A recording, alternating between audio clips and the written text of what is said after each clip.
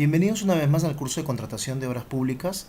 Mi nombre es José Antonio Tenorio Fernández y en esta oportunidad desarrollaremos el segundo módulo o sección relacionada a la ejecución contractual, específicamente en el tema de riesgos, la gestión de riesgos durante la ejecución contractual. En primer lugar, hablaremos de, como ya lo venimos haciendo en otras presentaciones, de las referencias normativas. Toda mención a las siglas LCE se encontrarán referidas a la Ley de Contrataciones del Estado y toda mención a las siglas RLCE se encontrarán referidas a el reglamento de la Ley de Contrataciones del Estado o reglamento de la Ley 30.225. Ambos textos normativos actualizados al mes de noviembre del año 2018. Dicho esto, procederemos entonces a hablar de la gestión de riesgos en el marco de la ejecución o de la fase de ejecución contractual. La ley de contrataciones, como ya lo habíamos visto en anteriores oportunidades cuando hablábamos de los riesgos en la etapa de procedimiento de selección, la ley de contrataciones establece que en los contratos de obra necesariamente deben identificarse y asignarse los riesgos. Esto significa que hay una obligación, conforme a la norma, de que en los contratos de obra pública se deje constancia de los riesgos identificados durante la planificación de riesgos, es decir, en el expediente técnico de obra, además de contener esta identificación de riesgos, debe también consignarse a quién se asigna el riesgo, ¿no? El reglamento de la ley de contrataciones también, en su artículo 8, establece que la planificación, aquella que se hace en la etapa de actos preparatorios, debe incluir la identificación y la asignación de riesgos previsibles de ocurrir durante la ejecución, así como las acciones y planes de intervención para reducirlos o mitigarlos conforme a los formatos que apruebe el OCE. Efectivamente, el OCE ha aprobado ciertos formatos a través de la Directiva 012-2017 OCCD sobre la gestión de riesgos en la planificación de la ejecución de obras. Contempla algunos formatos que permiten no solamente identificar riesgos, sino además identificar las estrategias de respuesta a esos riesgos. Ojo con lo siguiente: si bien el artículo 8 del reglamento establece que deben incluirse las acciones y planes de intervención para reducir o mitigar, estas estrategias no solo se van a referir a la reducción o mitigación de riesgos, pues esto es solamente de manera ejemplificativa. Lo que se menciona en el artículo 8 es de manera ejemplificativa y no significa que únicamente hayan planes de reducción o mitigación. La reducción o mitigación, como lo veremos más adelante, en realidad reducir o mitigar es lo mismo, ¿no? Básicamente, y esto tiene que ver con ajustar, constreñir, restringir, reducir el impacto o la probabilidad de que ocurra un riesgo, pero no implica, por ejemplo, la eliminación. Eso no significa que el artículo 8 no permita una estrategia de eliminación de riesgos. Al contrario, esto solamente es a manera ejemplificativa. Quizá ha sido un exceso del legislador en este caso el hacer referencia a la reducción o mitigación, y bastaría solamente con mencionar acciones y planes para la intervención frente al riesgo. Dicho esto, es importante tener en cuenta que en la gestión de riesgos, en la teoría, en la metodología de gestión de riesgos, se identifican 4 procesos o subprocesos, que son, en primer lugar, la identificación de los riesgos, en segundo lugar, el análisis de riesgos, la respuesta, en tercer lugar, y finalmente la asignación del riesgo. De manera resumida, podríamos decir que la identificación de riesgos se basa en un análisis objetivo, no es un análisis subjetivo, sino es un análisis objetivo de la información con la que se cuenta, del contacto directo con el terreno, documentos generados por las autoridades, documentos, información de CENAMI, información geológica, geotécnica, etcétera, que permita identificar todos los posibles riesgos que podrían ocurrir durante la ejecución del contrato. Luego de identificados los riesgos, estos son analizados. El análisis de riesgo permite saber cuál será el impacto bajo, mediano o alto en la obra. Este impacto puede ser un impacto que recaiga sobre el medio ambiente un impacto económico, es decir, incrementando o reduciendo los costos de la obra, puede ser un impacto en el plazo de ejecución de la obra, ¿no? Puede ser un impacto de distinta naturaleza, cumplimiento o incumplimiento de normas, etcétera. Ese análisis, ese impacto puede ser bajo, mediano o alto, según la metodología del PMBOK, ¿no? Del Project Management. Igualmente, el análisis no solamente mide el impacto, sino también la probabilidad de su ocurrencia. Es decir, si es poco probable, medianamente probable o altamente probable de que se produzca este riesgo en la vida real. Producida esta identificación del riesgo y el análisis del riesgo, el análisis se hace mediante una metodología que permite cruzar información de impacto y de probabilidades de ocurrencia para a partir de allí validar o asignarle un peso a ese riesgo, y además esta probabilidad de ocurrencia y este impacto implicarán una estrategia de respuesta que permita atender la probabilidad y también el impacto. Con esa estrategia de respuesta, una vez definida la estrategia de respuesta, corresponde finalmente asignar la responsabilidad de esa respuesta a la parte contractual que se encuentre en mejores condiciones de asumir ese riesgo o de asumir la estrategia de respuesta al riesgo. Dicho esto, pasaremos ahora a comentar los tipos de riesgo que pueden producirse.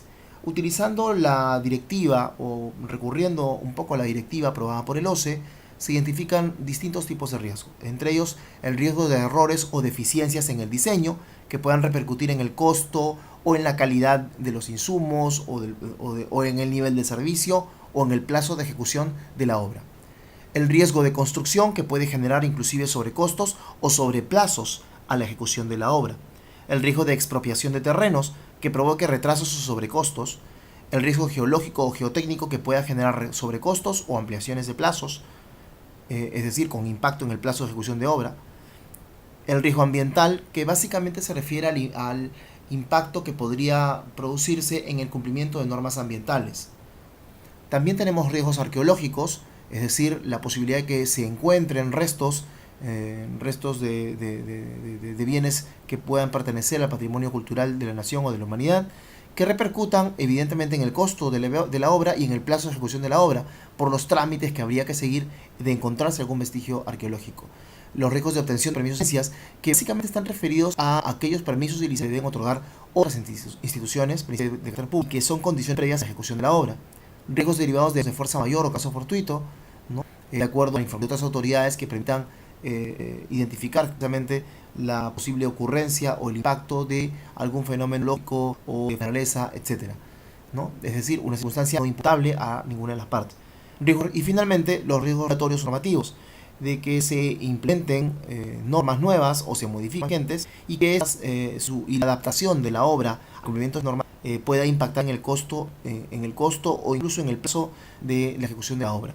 Si bien en la directiva del OCE no establece, no identifica otros tipos de riesgos, son los riesgos secundarios o los riesgos residuales, mencionarlos.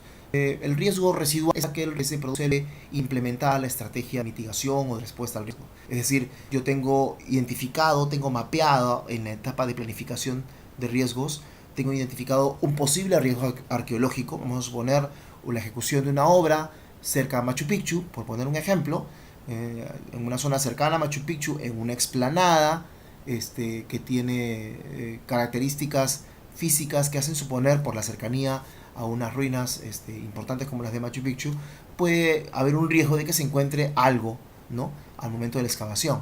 Entonces planifico un riesgo arqueológico.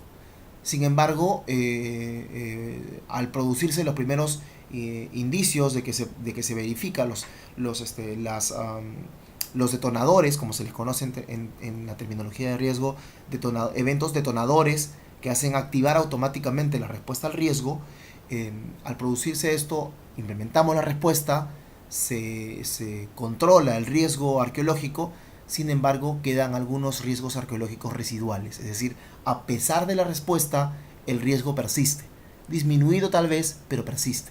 Cuando el riesgo persiste, a este riesgo, después de la respuesta, a ese riesgo se le conoce como riesgo residual. Y la otra figura que puede producirse es el riesgo secundario, es decir, un riesgo nuevo, no planificado, no previsto, que es consecuencia de la respuesta que le hemos planteado. Es decir, se produce un riesgo, no sé, un riesgo derivado de una fuerza mayor planificada oportunamente, ¿no? Se planificó un posible terremoto, se produce el terremoto, aplicamos la respuesta y al aplicar la respuesta surge un riesgo nuevo que no lo habíamos planificado antes. Ese riesgo nuevo se le conoce como riesgo secundario. El riesgo que se produce luego de aplicada la respuesta y que es un riesgo novedoso. Dicho esto, pasamos entonces a ver el tipo o los tipos de estrategias típicas reconocidas en la guía PMBOK para riesgos. La primera, son cuatro básicamente. Primero es evitar el riesgo, que significa eliminar la amenaza o proteger al proyecto de su impacto. Es importante considerar aquí lo que habíamos dicho al mencionar el artículo 8 del reglamento de la Ley de Contrataciones del Estado. Si bien el artículo 8 del reglamento de la ley habla de mitigar, ¿no? Mitigar o reducir el riesgo, estamos viendo que una respuesta típica o un tipo de estrategia típica a los riesgos es evitarlos, es decir, hacer acciones dirigidas a eliminar, no a reducir, a eliminar. Eso no lo convierte en ilegal, es una típica respuesta a riesgos y además es la respuesta ideal, ¿no? Hacer algo que elimine el riesgo, que elimine la amenaza de que esto se produzca o el impacto que este podría generar.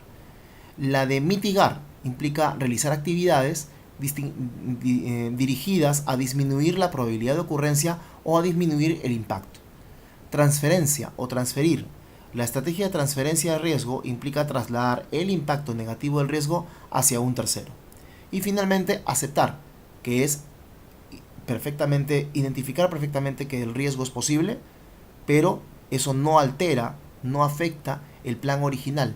La obra continúa ejecutándose y simplemente se acepta que este es un riesgo posible, pero también es posible establecer ciertas políticas de acción, ¿no? En caso de producirse tal situación, en caso de producirse un terremoto, se recomienda adoptar estas acciones. Lo que no va a cambiar el calendario, la ruta crítica, ni ninguna de las actividades programadas para la ejecución de la obra dentro de sus plazos, ¿no? Eso significa aceptar el riesgo.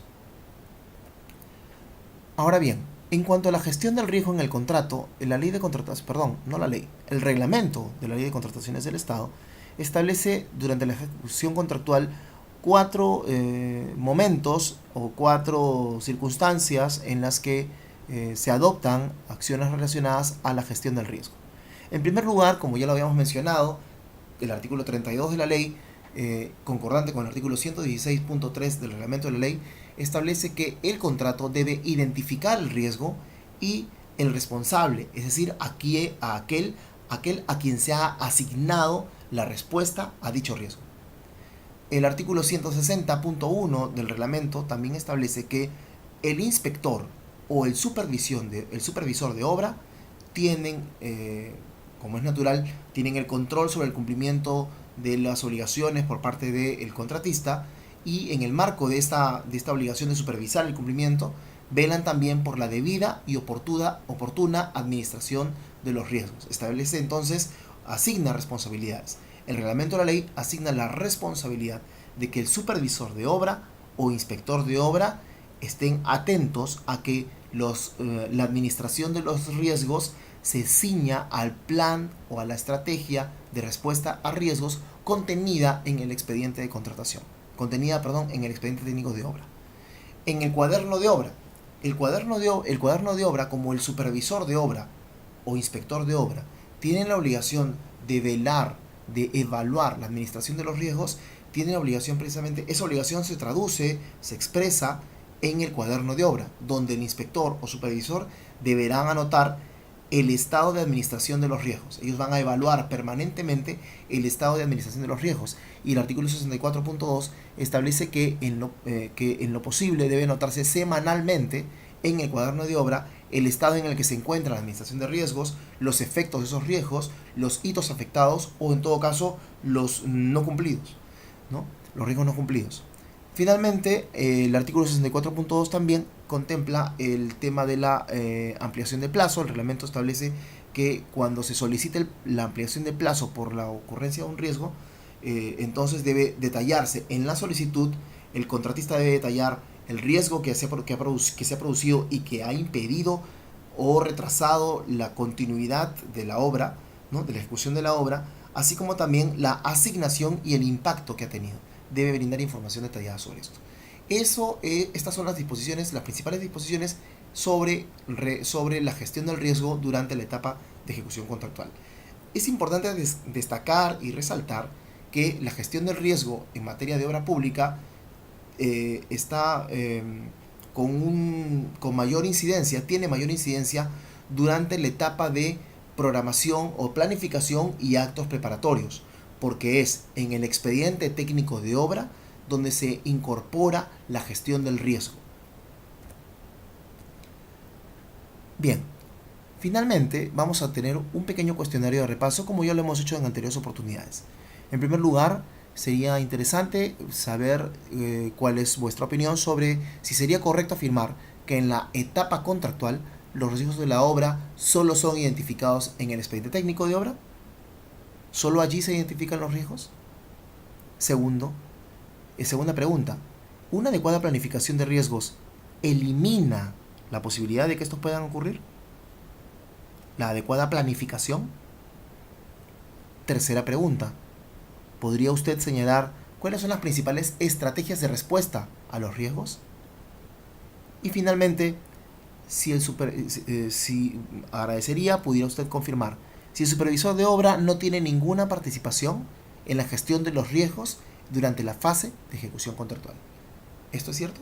¿El supervisor no tiene participación en la gestión de riesgos?